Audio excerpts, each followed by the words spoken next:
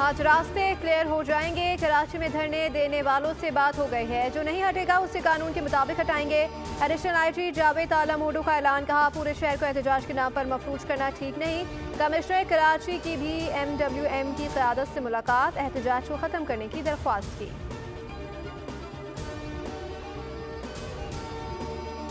और कराची में एक और मकाम पर धरना खत्म, सफूरा चुरंगी से मुजाहिरीन चले गए। 12 मकामात पर जारी। नाता खान चौक पर गुज़श्ता रोज से एहतजाज खत्म हुआ था।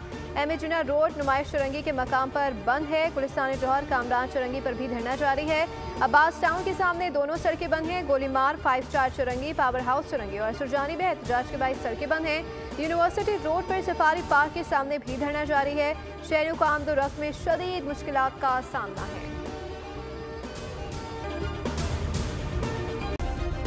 सब्सक्राइब करें और बेल दबाएं ताकि कोई खबर रह न जाए।